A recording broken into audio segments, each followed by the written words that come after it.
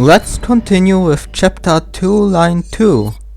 This chapter contains darts, has a lot of head mutations, the so-called cephalomutations, and is very sniper heavy. If you just came from chapter 2, line 1 and collected ammo there, I recommend you to keep that ammo for this chapter. I will discard this ammo, since I promised you to start every chapter without any ammo in reserve. I will take the stun rod again, because it can prevent cephalomutations. In this video I will show you how.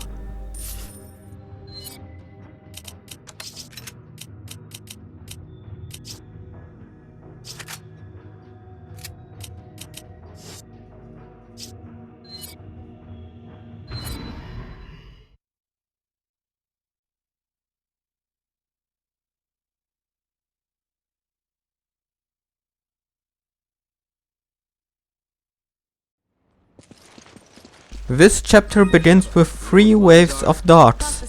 The first one appears when you approach the explosive. Wait until the 2 darts are beneath the explosive and then shoot it in order to instantly blow them up. If this didn't work as planned, then provide additional shots from the shotgun. There is also a third dart coming from the left. Use the shotgun against him as well. Now run ahead and trigger the second and third wave at the same time. Stop in front of the explosive and 1 dart will jump into it. Climb onto the wooden boards so the darts can only come from one direction and use the shotgun to take them all out.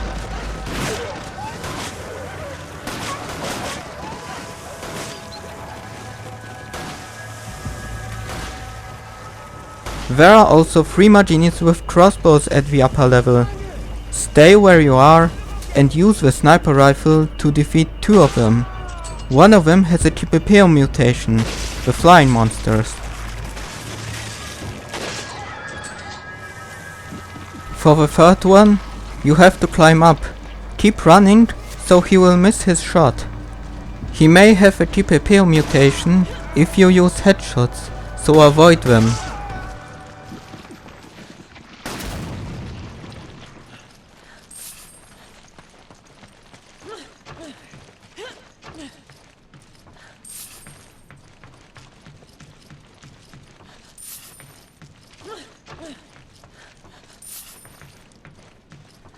You can see the first BSAA emblem in this area. You will most likely have to use the sniper rifle for it. There are 2 explosives when you jump into the minecart. However, you can shoot the first explosive from the upper level. For the second one, you have no other choice than to jump into the minecart and to fully focus on aiming.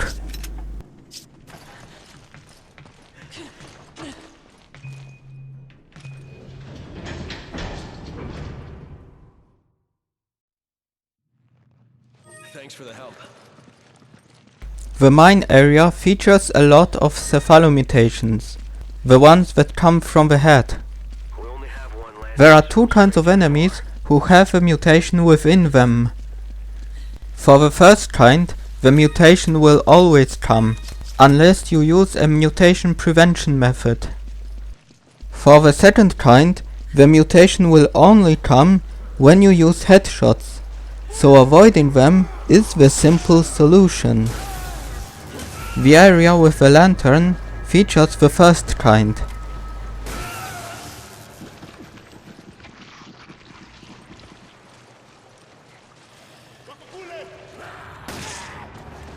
Strikes from the stun rod prevent cephalomutations. The only challenge is to get close to the enemies. You can do it like so. Stay at medium range. This causes the enemies to use their charge attack. Then shoot them in the legs to make them trip. Now you can use the stun rod without problems. Although it is scripted which enemies have a mutation and which not, it would be too complicated for beginners to point those out. The simple solution: Just use the prevention methods on everyone in this area. Remember that you can alternatively shoot the Maginis in the legs and perform a neck breaker or throat slit from behind to prevent the mutation. When you enter the bridge, you can find the second BSAA emblem.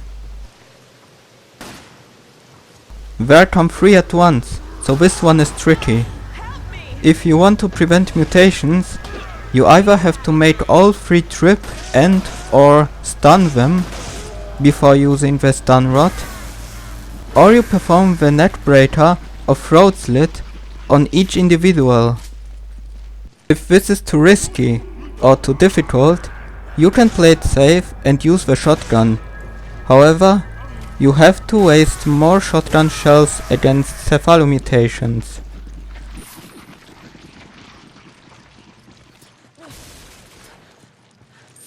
Be careful, one of the crates here has a snake inside. If you plan to open those crates, then remember which one of them has the snake. It is best to shoot it from a distance, because the snake can drain almost all of your health.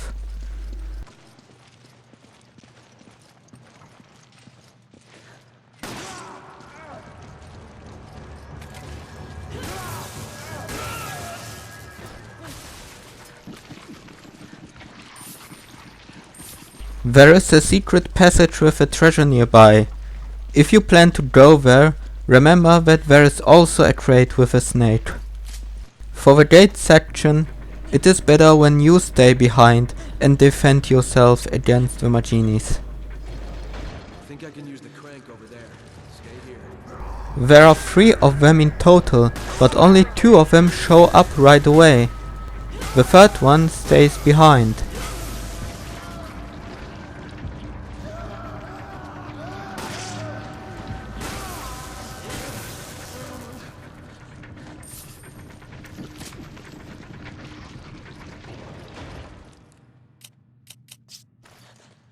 The encounter we have to face now is maybe one of the hardest sections in the entire game.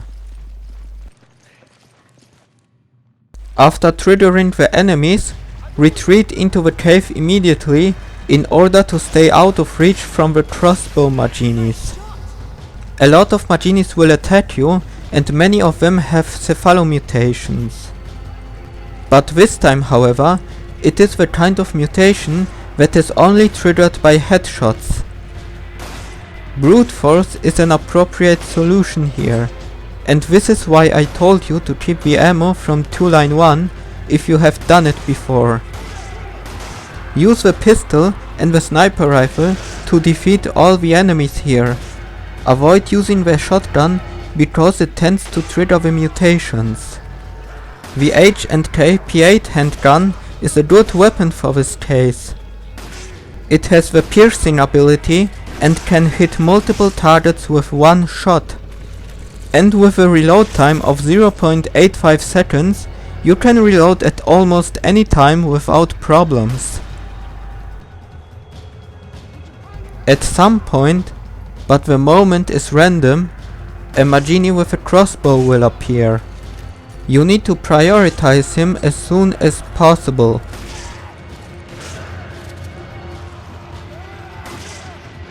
There is also a Magini with dynamite on the bridge in front of you if you haven't taken him out. Once the wave of Maginis has stopped, take care of the Maginis with crossbows that remained in the distance. A useful fun fact is that as long as you stay in the cave, the crossbow Maginis will always miss. Although the music has stopped, you still have to be careful. There is 1 Magini with dynamite that hasn't noticed you yet.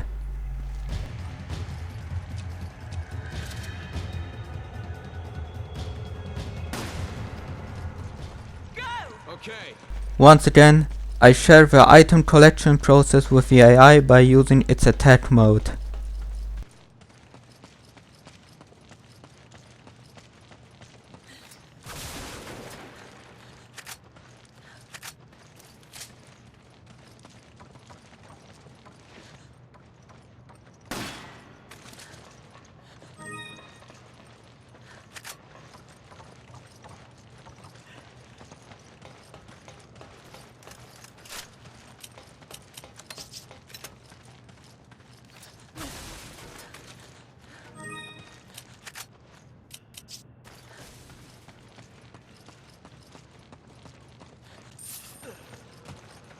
Thanks for the help.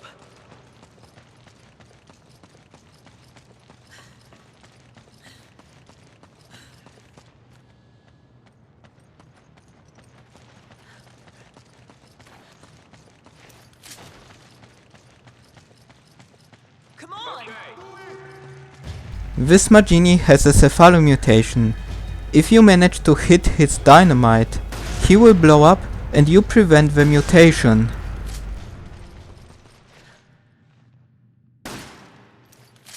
The last wave in the mines consists of 2 Majinis with crossbows and 1 Majini with dynamites. Sheva has a disadvantage here. Because she is a left-handed character, you cannot see that well what is going on the right side of the screen. If you play this as Sheva, strafe into line of sight and strafe back to dodge the arrow. While the crossbow Majini is reloading, use the opportunity to cause damage. The ideal case is to hit the dynamite. Some of them, but I don't know which ones, have a cephalomutation, so avoid headshots if possible.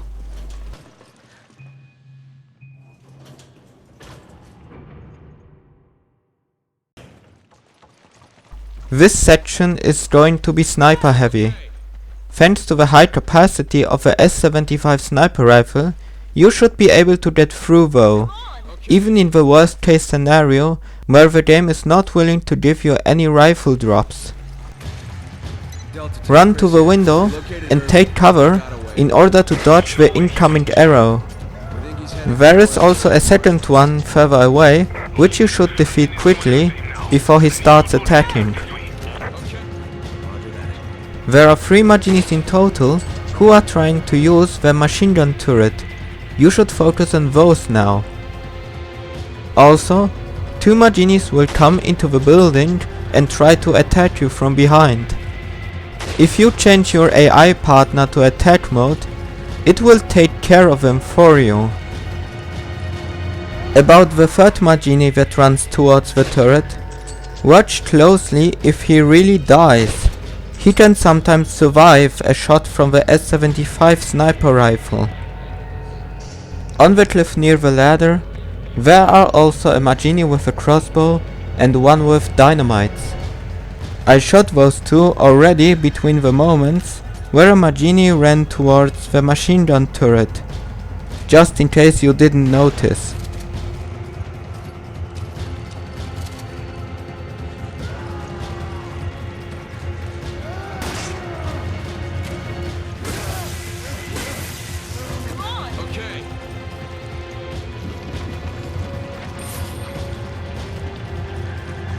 When all the mentioned enemies are defeated, you can finally leave the building. There is no need to waste rifle ammo on the remaining enemies.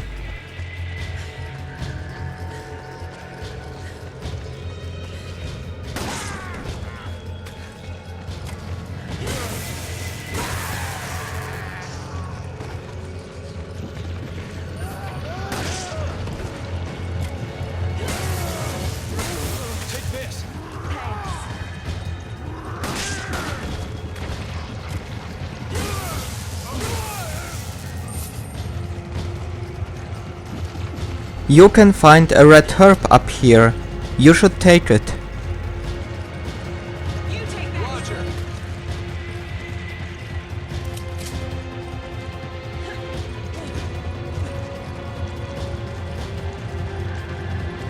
There is a Majini going to come out of a cabin if you either knock on the door or climb up the ladder. Which option you choose is up to you. I personally prefer the option with a ladder because knocking on the door and walking away from it triggers a cutscene, which is the reason why you cannot escape the grab from the Majini. Thanks for the help. I need ammo. If you choose the option with a ladder as well, you can finish off the Majini with the help of a stun rod, like this.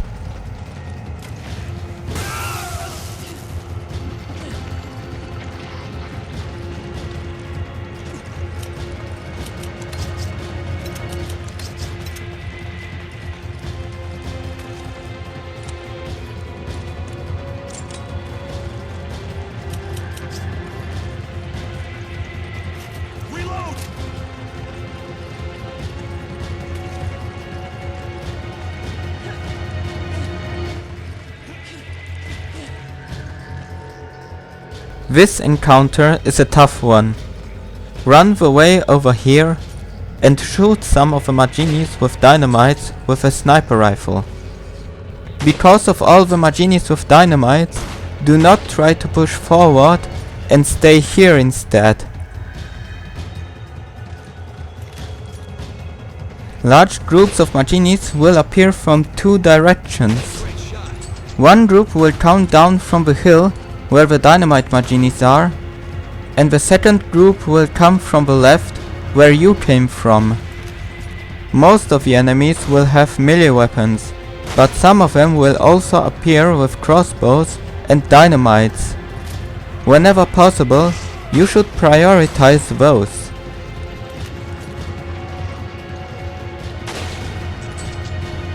You should take out as many enemies as possible from a distance with a sniper rifle. The less enemies manage to get close to your position, the easier the fight will be. Enemies that get close to you or try to throw their melee weapons, you can defeat with a shotgun. You can also block thrown melee weapons by simply shooting them. You might need this trick during this encounter. In this run, however, my AI was exceptionally well with providing cover, and there was absolutely no need for all of that.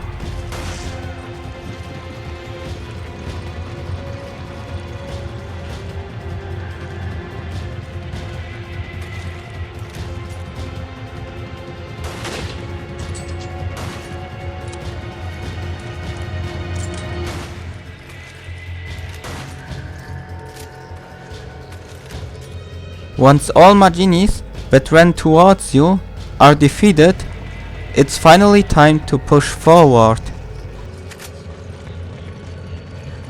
Take the high road. We'll hit them high and low. Don't do that. Separating here is a very bad idea. You need to keep moving now.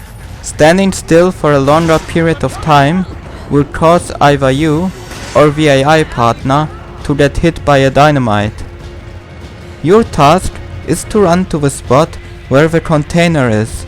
From there, you can defeat the remaining enemies. The H&K P8 pistol is the only handgun with a piercing ability and therefore allows a nice trick. The dynamite Maginis have a dynamite on their back. Shoot their torso with that gun and the bullet will pierce through the torso and hit the dynamite. This causes the dynamite Magini to explode.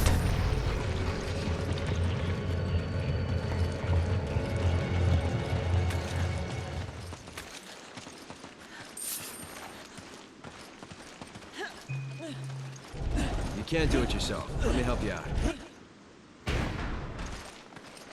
The last thing in this chapter is a boss fight against an enemy which is called Popokarimu. Restart the checkpoint and replace the S75 sniper rifle with a Dragunov SVD. If you were not lucky with grenade drops throughout the chapter, take grenades or the grenade launcher with you as well. The type of grenade does not matter, you just need an explosion. Usually, you were supposed to do this fight with the help of the proximity bombs, and I did this fight that way in the 2014 guide. However, I show you a fast way to defeat the boss without magnums or the rocket launcher.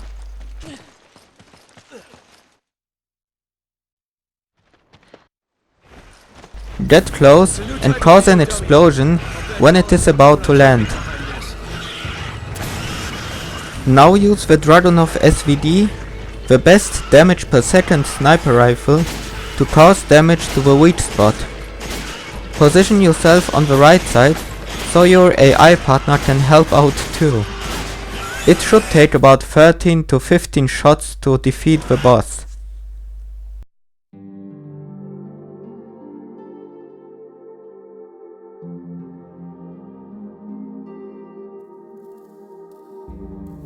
As you have seen, The boss can be defeated fast without the use of expensive approaches. By the way, you don't necessarily need an explosion to make Popotarimo fall from the air. A few projectiles into the weak spot can do that as well, but it requires precise aiming. We're finished here, let's continue with chapter 2 line 3.